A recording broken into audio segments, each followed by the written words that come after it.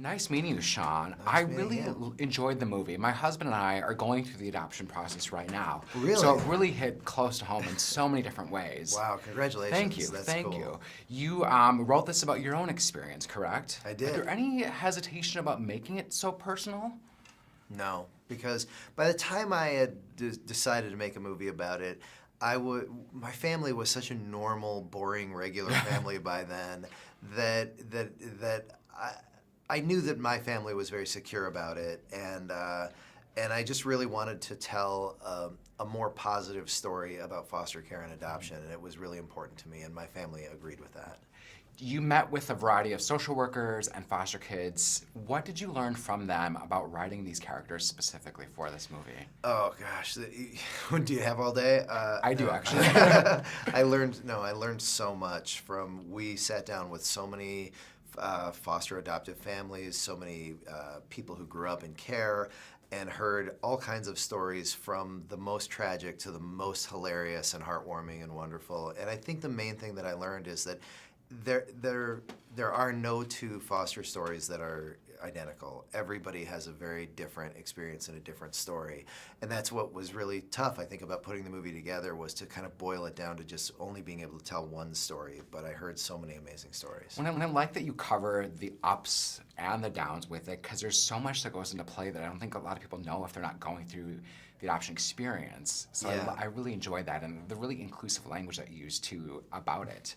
Good, thank you. Yeah. We did. We wanted to tell a really complete story, and we wanted to get not just into the immediate family of Mark and Rose and the kids, but also the other couples that they're kind of going through it with, that they're in the support group with, and then their extended family of the grandmothers and the aunts and uncles, and because it really does affect the whole full community, family. right? Yeah. What's some of the best and worst parenting advice you've received? You know, one of the best pieces of advice I got when my kids were small was that kids need food, clothing, shelter, and tantrums. The tantrums. It's something they need to do. They need to just let off steam. And I think once you look at it that way, you kind of can be sort of less offended by the tantrum and just be like, okay, it's almost like you're just letting that valve out. And I think a friend of mine told me that, and that was very valuable.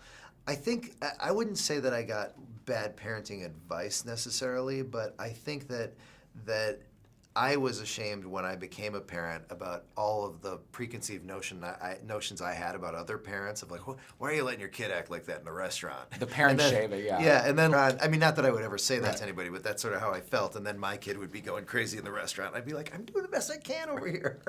You know? We're in for a learning experience. Yeah, for sure. Thank you so much for meeting you. and talking today. I really, really appreciate it. I wanted to tell you too, since you're from St. Paul, the first time that I screened the movie it was called the NACAC convention, and it was in St. Paul, and it was the first time that I got to screen the movie for adoption professionals and adoptive families, and it was maybe the best moment of my career when they all stood up after the movie and they embraced it so much and they loved it so much. So I had a big moment on this movie. Thank you. Good. I'm glad you enjoyed St. Paul. I appreciate it. did, Thank I you. did. It's nice meeting you, John. Nice to meet you too.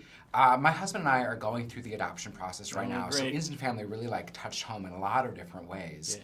Yeah. You partnered with Sean on the screenplay, and you've written a lot of the movies together, right? What has that collaboration been like? We've been together for like 15 years now, writing scripts. We kind of started not knowing how to do it, what to do, and kind of wound up here, so we're doing something, I guess, okay. Do you always work together then on Yeah. a script? So there was no question that you would be involved with Yeah. this movie as well. Yeah. And you talked to different foster families We and did. social workers. What did you glean from that experience about the whole process? A lot. I don't want to scare you off it. No, I want to hear it. Yeah, just some really heartbreaking stories, but every time that people would say, but it was worth it, because it's so fulfilling. So yeah, what you're gonna do is it's gonna be hard, but it's gonna be worth it in the end. So hang in there.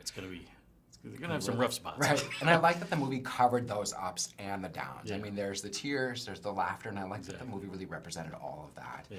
Are you a parent as well? I have 2 kids. They're not adopted, but Right. it was funny. Sean, I've been telling the story. Sean brought up the idea of adoption. I was like, what would make this better is if you actually adopted kids. And he was like, oh yeah, good idea. Right. I'm just kidding.